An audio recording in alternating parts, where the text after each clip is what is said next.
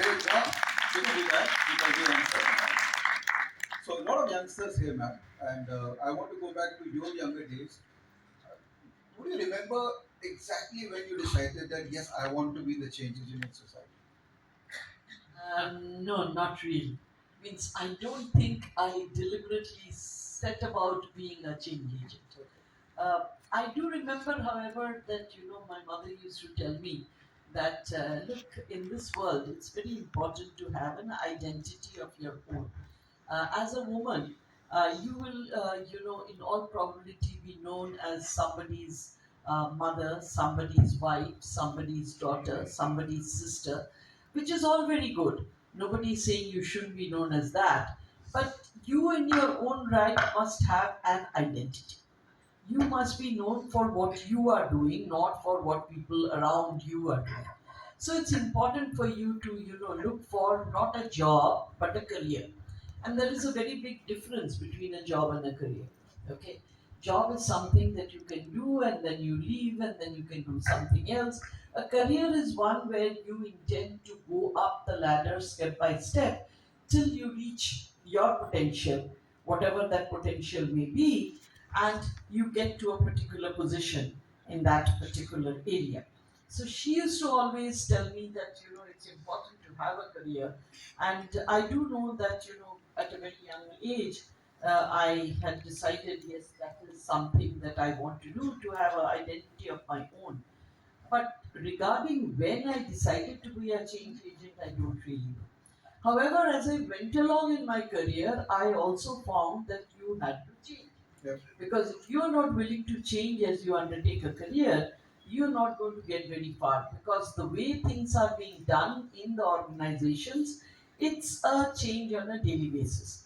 I remember, for instance, Bengalis on marriage, they wear a red and a white bangle. The red bangle is normally made of lac, and the white bangle is made of conch shell. Okay, both are fragile.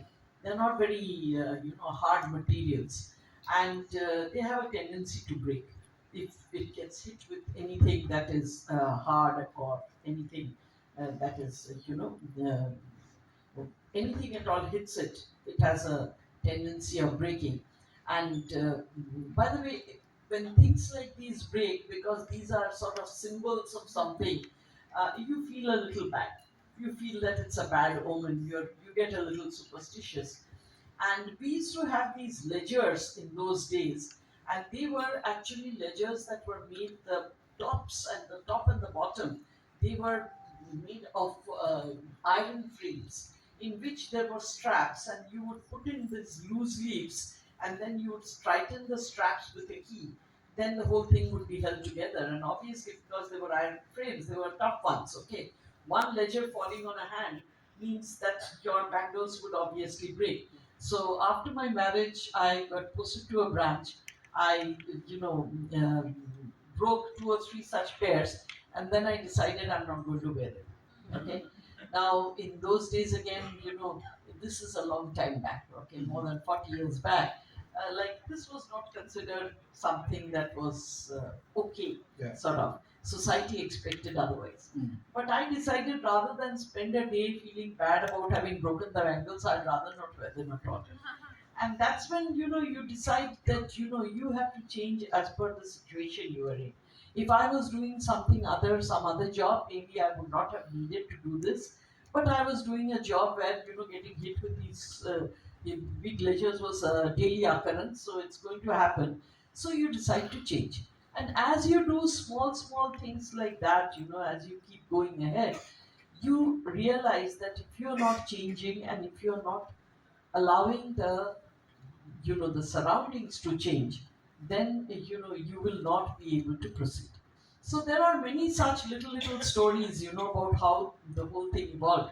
I remember, like, our marriage, for instance, was a arranged marriage. Okay, and my mother-in-law didn't have anything adverse about it, excepting for the fact that I had short hair. They used to live in the suburbs, and by the way, she had fantastic hair. When she uh, passed away at the age of around almost 90, even then she had hair to to her knees, and thick as anything that you can talk about. And and I was just the opposite. Okay, and she was somehow very embarrassed about the fact that I didn't have long hair. In those days, by the way, the place that my in-laws' place was in, it's Kharda, which is now part of Greater Calcutta, but at that time it wasn't. There wasn't a beauty parlor or a salon in that place. So they had requested me specifically if I could have a jura for the wedding. So I had got somebody from a salon in Calcutta to make a jura for me, even with my short hair. So the next day morning when I went, I hadn't taken it off because I wanted my mother-in-law to have a look at it. And in those days, the mother-in-laws never used to accompany the barati to the wedding. You know, it was supposed to be not the right thing to do. So she wanted to see me in that. So I went, and she was very happy about everything.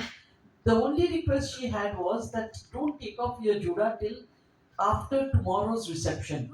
Bobhat is the day after, right? So I said, but that will be 3 days. She said, yeah, 3 days, just 3 days. Can't you just, keep it on for 3 days? Because, let my friends see you like this. And after that, you do whatever you like. Well, you can imagine 3 days with all those pins poking into your head. It was like sheer torture for me. But because she asked me, I said, well, I'll do it. And after the third day, of course, when I took it off, I literally sort of tore everything away. It was so bad. And but the fact of the matter is, as things went on, I realized that these things we do in order to please others. While it is good that you do it once in a while, especially on occasion or something, it's not something that you can continue to do on a regular basis. And at certain times, if you think that they are becoming counterproductive, you have to stand against them. Another example of the same kind of behavior that was expected was, for instance, it was expected that the woman of the household eat after everybody else has eaten in the house. Okay, very good, wonderful system. I have nothing against it, excepting that I used to get calls late in the night. So I made a practice that if I had a call later in the night, I would eat before everybody else. Because I was not going to wait till 11:30 in order to have my food. Okay? Now, initially, there was problem there as well. But I said enough is enough. There comes a time when you have to draw a line and say that this is essential for my good health, and good health is necessary for everybody in the house. So I don't care about this practice, which makes no sense at all. Everybody in the house is old enough to know what they are going to eat. My eating later is not going to add anything to them, and therefore I will eat first. Okay, so again, conservative households will push back against this, but the fact is, after a little while, they accept. And frankly speaking, my mother-in-law, towards the end of her life, she was so inordinately proud of me, so inordinately proud of what I was doing. She would talk about it to all her friends, and in fact, her friends used to tell me कि तुम्हारे means we get bored with your mother-in-law only because she's always talking about you और कुछ के बारे में बात ही नहीं करती है. So in fact, so people change. While you are changing yourself, you ensure that people around you change, and this is true not only of the workspace. It is true of your home space. It is true in every walk of your life. You have to explain to people why you are doing certain things differently, and then if you can give the rationale and stick to it, you can make people change because they will realize that changing is a more practical way of doing things, a more rational way of doing things, a more intelligent way of doing things. Just sticking with something because that is the way it has always been doesn't really always serve the purpose. But yeah, you do need to have a rationale for it. Okay.